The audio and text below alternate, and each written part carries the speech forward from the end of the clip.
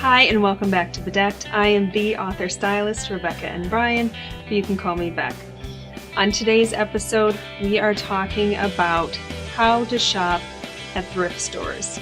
As I mentioned in the previous episode, I have a lot of interest from some of the author stylist clients I've had regarding thrifting. In fact, the last 3 people to fill out my intake survey when someone was interested in my services, the last 3 women who have filled it out have all been thrifters who are comfortable altering their own clothes and who all have sustainable fashion as one of their values.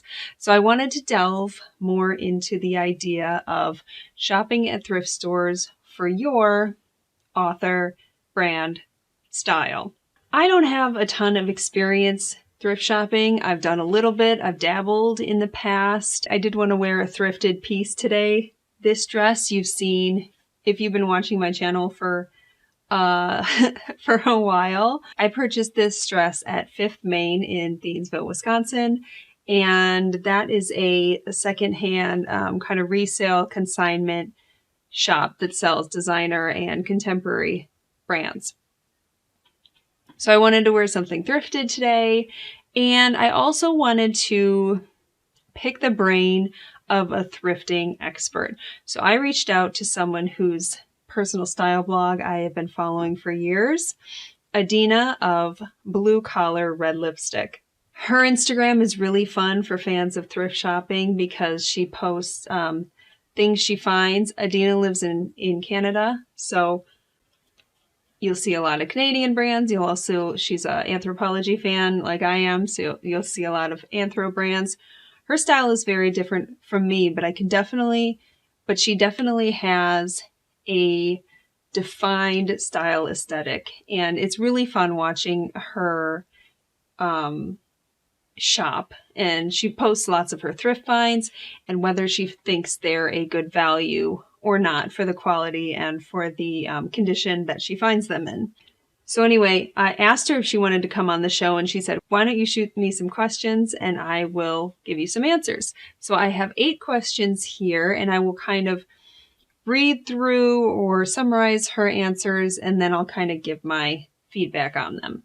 So the first question I wanted to ask her is, a lot of the times on Adina's stories, she says whether thrifted items are priced too high or whether it's a good deal. So I wanted to know more about her thought process for that. So I asked, how do you know if items are priced too high, even by thrifting standards? She basically said experience. She does mention some designer brands have relatively low resale value for various reasons. Other brands, even if not strictly designer, retain more of their value on the resale market. And that has to do with, whether the brand is desirable or popular, but also the exclusivity or availability of the item. Like maybe if it's a limited time collaboration or something like that. If you are not familiar with the brand you're looking at in the thrift store, of course, you should Google it. See what it retails for online in the stores right now, but also see what it's reselling for. And you can check this on something like Poshmark, which Adina suggests, or eBay. She gave the example of, what if you find a pair of Jimmy Choo shoes, authentic, for $100? For someone that may seem like a good deal because they're the perfect shoes, and they would retail for upwards of $400, if not more, depending on the shoe. So if it's your size, if it's perfect for you, $100 may not be that much to ask for a pair of Jimmy Choo shoes. But if they're not exactly what you're looking for, and if you've seen in your area those shoes for a lot lower, Adina's been able to thrift Jimmy Choos for under $20 before. So for her, unless they were perfect, $100 is maybe not the best deal. So you have to ask yourself, is this something that's very special to me for some reason? And then ask if you're willing to pay that price. The next question I asked is, what are the best items to look for while thrifting? She says basically anything you're interested in. If you look long enough, you can find most things. And she said she's still waiting to find that Chanel bag, but someday. So you can look for aspirational things. You can look for brands that maybe you wouldn't be able to afford on your own without months or years of saving up. And maybe if you keep hitting different thrift stores, you may find it someday, like a Chanel bag, even like a Marc Jacobs bag or something like that, or Coach. You can find Coach bags everywhere, I feel like. If you can prove that they're authentic, which again is going to come from experience, going to come from knowing the brand, and going to come from Googling, and then it's just a matter of finding if it's your style and if they are asking a price you're willing to pay for. The things I gravitate towards, not only in thrift stores, but really anywhere, are dresses and jackets. I feel like tops I can find anywhere, like unique tops or basic tops. But I'm always looking for special kind of dresses and jackets, especially because jackets retail are very expensive and kind of sometimes basic. So if I can find a unique kind of blazer secondhand, all the better. What items should you avoid thrifting is what I asked next. Possibly undergarments, if that's something that makes you uncomfortable. Of course, you can always launder undergarments, but I would say maybe buy those new. And Adina agrees. Another thing she said to avoid thrifting is something I've talked about in the past and I will talk about in the future: aspirational clothing, which means clothing you don't quite fit into yet, but you know if you lose 10 or 15 pounds, you're going to fit into that perfect piece. It's great to have a goal and it's great to have something to work toward, but I speak from experience when I say there's no guarantee you'll ever get there, and then this piece will be hanging there forever. So I'm not going to recommend that, and neither did Adina. For someone who is not used to browsing or is short on time, what's the best way to maximize a quick trip to the thrift store? I know for me, I seem to always be short on time. No matter where I'm going, I always have to get back to something or someone. So I wanted to look for, and I know we're all busy, so I wanted to get some tips on how to maximize the time we have in a thrift store. Adina recommends taking your time. Every store is different. You have to learn the layout, get a sense of the inventory. She compared it to browsing at a store like TJ Maxx. It's very similar. You have to kind of look through all the clothing to see what they have. So patience and a sense of adventure is key, she says. It's a treasure hunt more than a shopping experience. You're looking for buried treasure in those racks.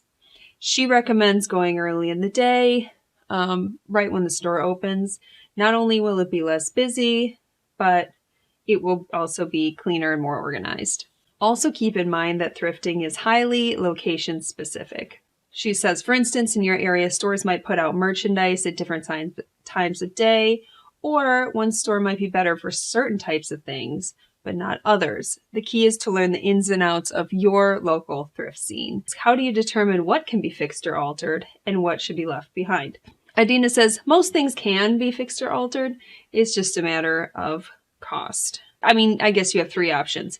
Find yourself a good tailor, learn how to do it yourself, or leave the item behind. Those are the three options you have. When you see a piece that would need to be altered to fit you, you have to ask yourself, is it worth the investment of either time or money if you're going to do it yourself or pay someone to do it? It may be something you need to leave behind. She did mention when it comes to laundering, it's a different story. I learned something new here. She said, apart from some very unusual items, furs, leathers that are smelly or stained, most things can be laundered at home and don't require special care, no matter what the tag says. I'm a rule follower. I'm a directions follower. I can't make a meal without following the recipe. I'm a technical writer, so I'm very comfortable following a style guide.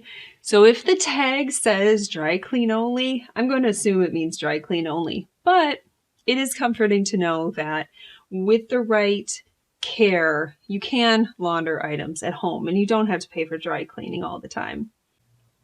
Then I asked Adina, what are your favorite thrifting finds? One of my favorite recent finds is actually a bit more run-of-the-mill, one might say, which nonetheless illustrates what I loved about thrifting, kismet.